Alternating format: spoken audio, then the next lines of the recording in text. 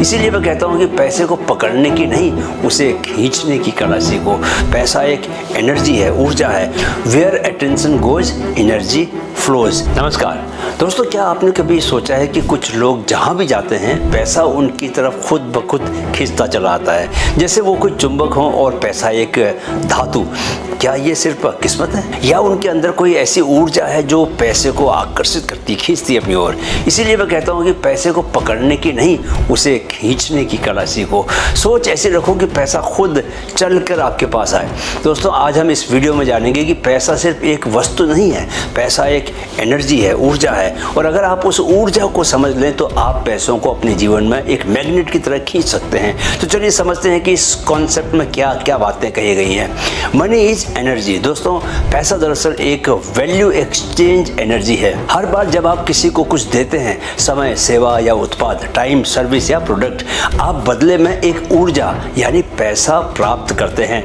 Albert Einstein ने कहा था, everything is energy and that's all there is to it. It's not philosophy, it's physics. अब समझते हैं उन 5 की माइंडसेट शिफ्ट्स को जो आपको मनी एनर्जी से जुड़ने में मदद करेंगे। स्टेप 1, स्कैरसिटी से अबंडेंस थिंकिंग में शिफ्ट करें। दोस्तों, बहुत से लोग पैसे को लेकर स्कैरसिटी में जीते हैं। पैसा कम है, मुश्किल से आता है, मेरे लायक नहीं है, मैं इसके लायक नहीं हूँ। पर साइंस कहती है हमारा दिमाग जिस पर फोकस करता है उसे और बढ़ा देता है। Where attention goes energy flows. अगर न्यूरोसाइंस इंसाइट की बात करें दोस्तों, तो न्यूरोप्लास्टिसिटी रिसर्च बताती है कि रिपीटेड एबंडेंस थॉट्स ब्रेन में क्या करते हैं, पॉजिटिव रिवॉर्ड लूप्स एक्टिवेट कर देते हैं, जिससे आपके एक्शंस और इमोशंस पैसा खींचने के अनुकूल होने लगते हैं। जैसे एक दुकानदार जब ये सोचता है कि बाजार बंदा है तो उसकी बॉडी लैंग्वेज, उसका कम्युनिकेशन सब उस डर से भर जाता है। ग्राहक भी, कस्टमर भी उसकी ऊर्जा में स्कैरसिटी को महसूस करते हैं। लेकिन वही दुकानदार अगर ये मान ले कि हर ग्राहक में संभावना है तो उसके बोलने के ढंग, सर्विस और आत्मविश्वास से ग्राहक नेचुरली अट्रैक्ट होने लगते हैं। समझे? चलिए अब अगला स्टेप नंबर 2, मनी को गिल्ट या ग्रीड की बजाय ग्रेटिट्यूड से जोड़ो। दोस्तों, बहुत सारे लोगों को पैसा मांगने या लेने में शर्म आती है। लगता है जैसे कि मैं खुदगर्ज हो रहा हूँ। पर सच ये है कि जब आप पैसे को सर्विस का एप्रिसिएशन मानते हैं तब वह गिल्ट नहीं देता, आत्मसम्मान देता है।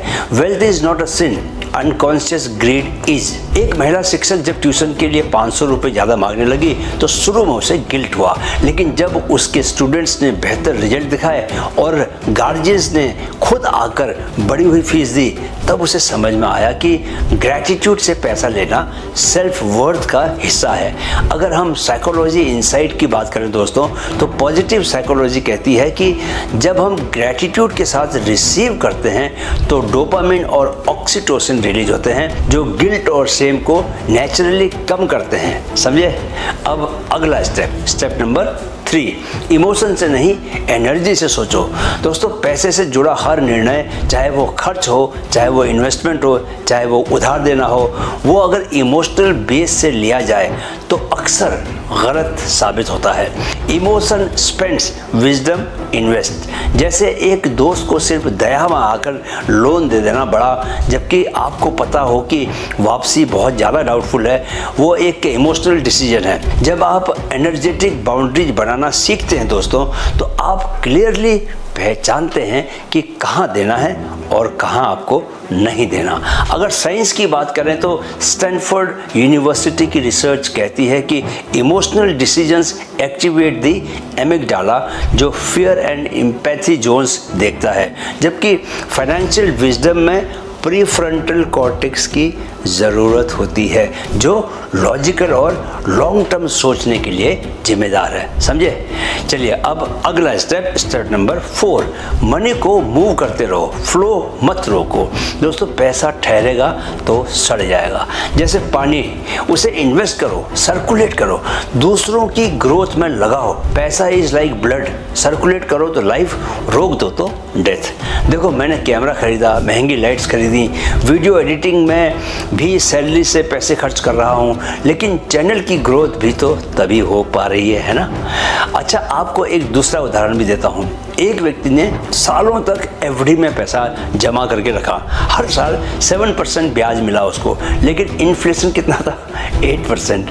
उसने पैसे को सेव तो माना, लेकिन असल में वो धीरे धीरे पैसे गंवा रहा था।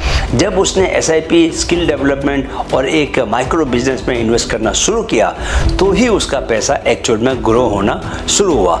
अगर फाइनेंस इनसाइट की बात करें दोस्तों, तो पार्किंसंस लॉ कहता है expenditure expands to fill available income. इसलिए सेविंग नहीं, पर्पसफुल इन्वेस्टमेंट ही वेल्थ बनाता है। समझे ना?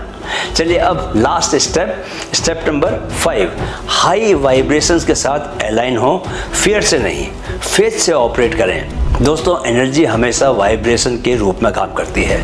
फियर की वाइब्रेशंस लो होती हैं और ग्रैटिट्यूड, एबंडेंस, जॉय की वाइब्रेशंस हाई होती हैं। जिस एनर्जी में आप ऑपरेट करते हैं वही एनर्जी पैसा लेकर भी आती है।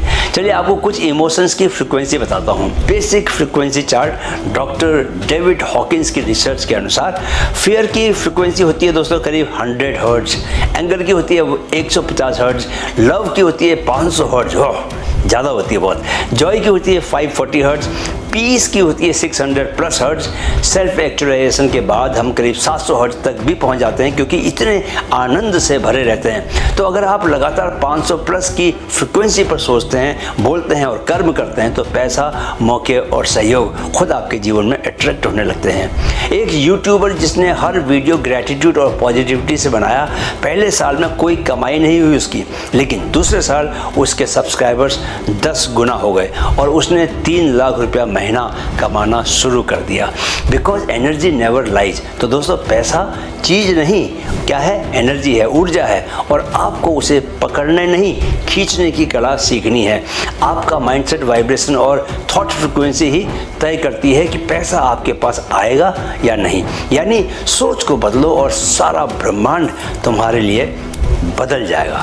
दोस्तों, अगले वीडियो में हम बात करेंगे how to create multiple income streams. एक नहीं, 5 रास्ते, ताकि एक बंद हो तो बाकी चालू रहें। अगर ये वीडियो आपको प्रेरक लगा, इंस्पायर किया इसने, तो कमेंट करें I am a money magnet. और चलिए इस एनर्जी को और फैलाते हैं। लाइक करें, शेयर करें और चैनल को सब्सक्राइब जरूर कर लें।